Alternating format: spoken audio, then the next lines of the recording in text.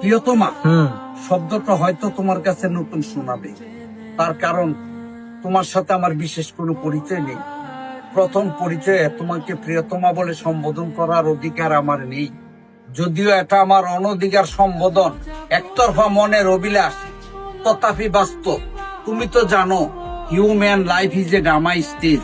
তার অর্থ হইল মানব জীবনটা একটা রঙ্গমঞ্চ। এই রঙ্গমঞ্চকে রূপ রং রস দিয়ে সাজাতে গেলে অনেক অবাস্তব ঘটনা এসে দেখা দেয়, আর সেই অবাস্তব ঘটনাই মানব জীবনের বাস্তব হয়ে ওঠে। আমার লিপি প্রেরণটা তো তুমি বিশ্বাস করো আর না করো, এছাড়া আমার কোনো উপায় ছিল না। প্রেম যদি মানব জীবনের সত্যিকার সম্পদ হয়ে থাকে তাহলে আমার কোনো অপরাধ নেই। তুমি হয়তো বলতে পারো, যাকে চিনবো না, যাকে জানবো না, যার সঙ্গে কোনোদিন আমার ঠিক মতো কথা হয়নি, তার এই ধরনের চিঠি লেখার কি অর্থ হতে পারে? দেখবি, মানুষের মন অর্থহীন নয়।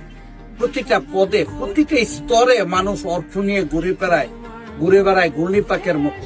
আমি তোমার কাছে সম্পূর্ণ অপরিচিত হলো, তুমি কিন্তু আমার কাছে অপরিচিত নও। তোমার প্রতিটা কথা, প্রতিটা চলা, প্রতিটা ভঙ্গি আমার হৃদয়ে গাঁথা হয়ে গেছে। শুধু গাঁথা হয়ে গেছে বললে কিছুটা বাকি থেকে যায়।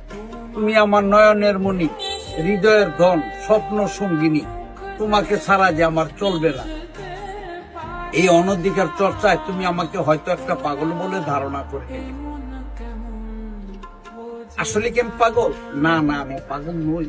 এই হৃদয় তন্ত্রীতে যে সুর তুমি জাগিয়ে তুলেছ তা প্রেমের সুর। প্রেম, প্রণয়, প্রীতি বিধাতার দান।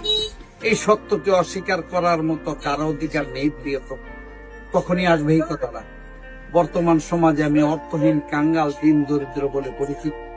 ওই চির সুন্দর পৃথিবীর বুকে তোমার কাছে আমি একটা দিক দিয়ে অনেক নিচে, সেটা হলো রূপসী বাংলা, রূপের সমাজে।